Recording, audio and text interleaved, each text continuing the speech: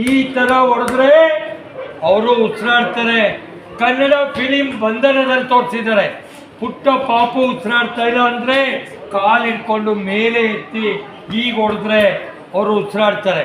ಮಕ್ಕಳೇ, ನಿಮ್ಮ ಮನೇಲಿ ಫಿಶ್ ತಿಂತಾ ಇದ್ದೀರಾ, ಇಲ್ಲಿ ಮುಳ್ಳು ಚುಚ್ಕೊಂಡ್ಬಿಟ್ಟಿದೆ, ನಿಮ್ಮ ಪಪ್ಪ ಮಮ್ಮಿಗೆ ಇವತ್ತೇ ಹೇಳಿ ಈ ಥರ ಮಸಾಜ್ ಮಾಡಬಾರ್ದು.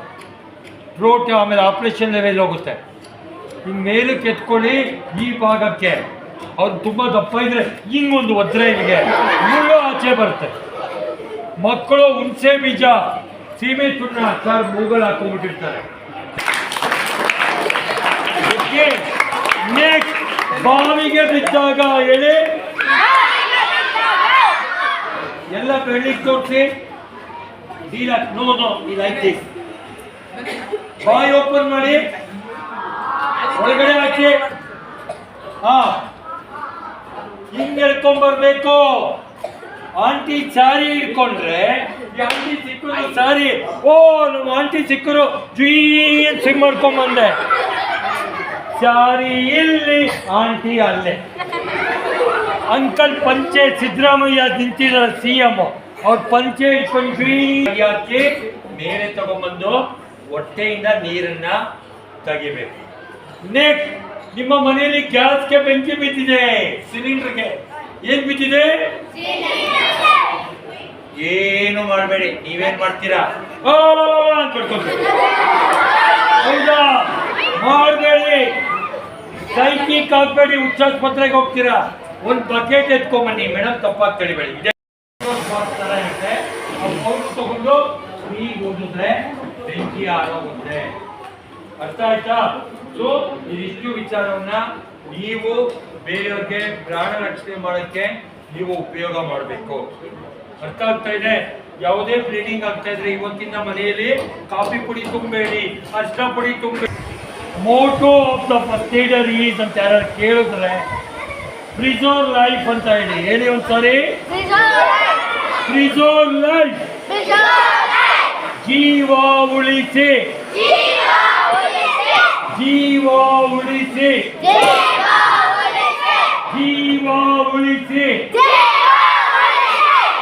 ಫಸ್ಟ್ ಏಡ್ ಫೌಂಡರ್ ಹೆಸರೇನು?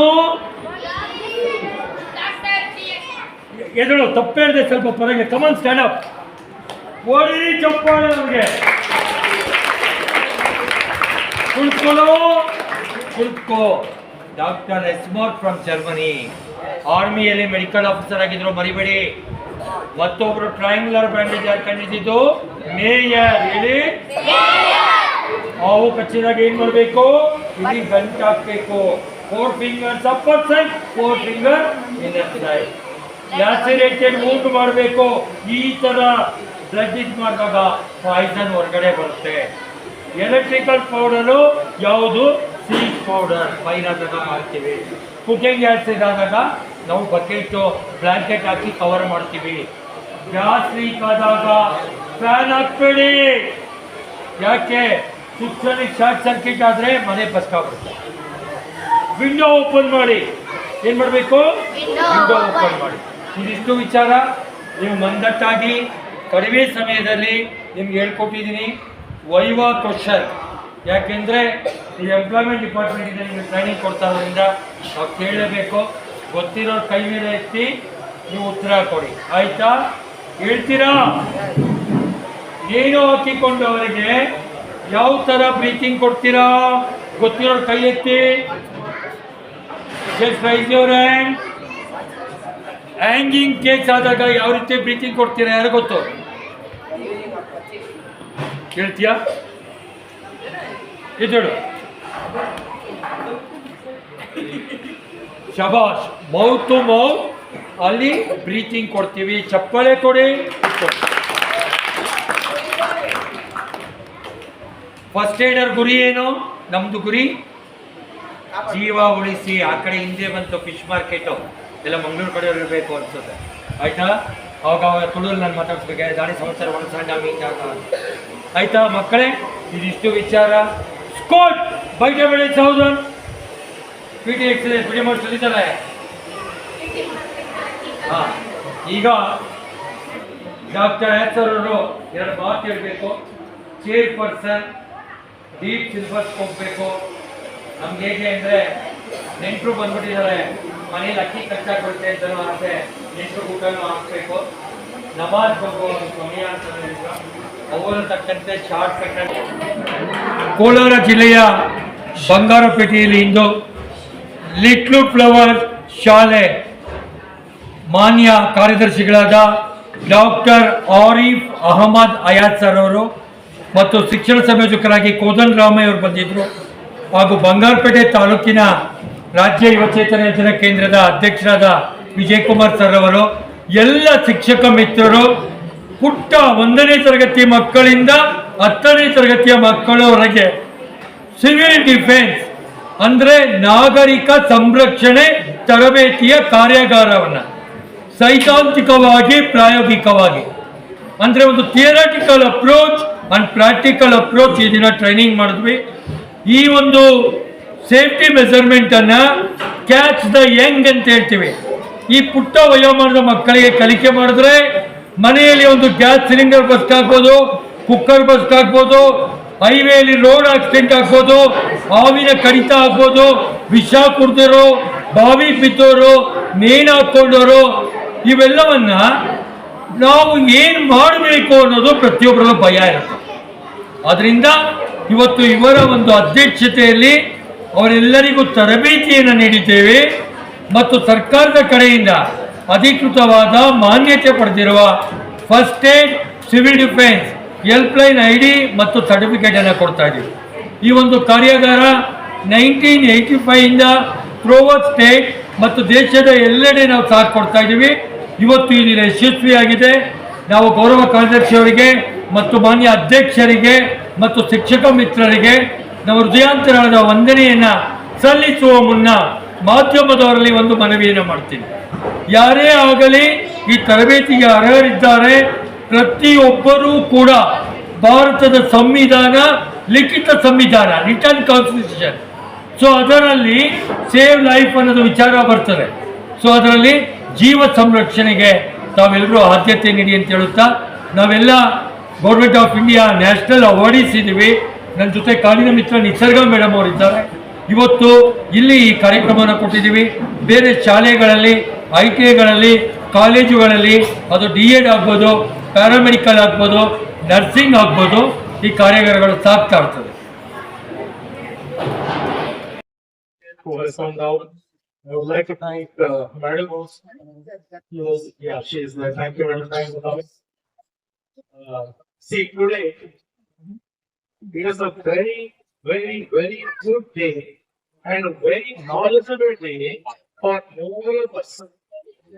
Okay, you will be called. So listen to me. You will be called the first respondent in case of any accidents. Accidents can be vehicle accidents, can be vehicle accidents, can be anything. You will be the first respondent to save that particular life.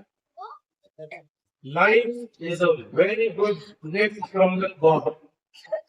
Okay, and today all of you, including teachers and drivers, you people have been nominated to be the first respondent to save that life. And I would like to thank Dr. Ravi for sir, just for your words and the way you just express yourself and the way you just talk to our children. Children are there here from right from first hand. They're just 5, 6 years old. And you have touched each and every one. Thank you, sir. Yes. In giving us this training and enabling all my dear children to be the first respondents to save lives of others. Now, it is your responsibility to spread this knowledge with your parents and friends also, and keep up the skills that you have learned today for your whole lifetime. Understanding everyone, right? As sir told, how to tie the bandages. He came from that level. How to tie the bandages. to what to inspire and seduce. He thoughts in such a very easy manner how if a person is snake bite. He just told you so easily that each and everyone, even a small child, can understand. So utilize these skills, my dear children, all of you. It is not just for you. When you gain the knowledge, you have to spread out the knowledge and use it in your life. You can be anywhere in your life, maybe in your classroom, maybe in a bus station, maybe in an airport, okay? Any public places, a temple, a mosque, wherever you find anyone in need of help, maybe with a snake bite, or maybe with a heart attack, or maybe with an accident, or maybe with a wound. Today, all of you have learned how to respond and save that human life. Okay, I would rate this training that we have got today as one of the best trainings that we can give to our students and that we can learn. We have had many motivational speaks and everything is important in every part of life for your own benefit. But today what you have learned, today you have learned to save lives. Implement it in your life, build the skill, research a little bit more about it, and utilize this opportunity for whole of your life. Inform your parents, educate your parents, educate your brothers, sisters, family, friends, and neighbors on what you have learned today. Understood, everyone? And of course, the certificate that will be given to all of you will be utilized for all of your lifetime. Okay, including when you go for your engineering or medical, as well as when you go for your government job, these particular certificates will be very much useful. And the ID card which is given to you, this ID card itself, states that you are the first respondent in case of emergencies. Understood? This ID card also you can use it in every box of life. Understood, children? Once again, very big round of applause to Dr. Mudal sir and his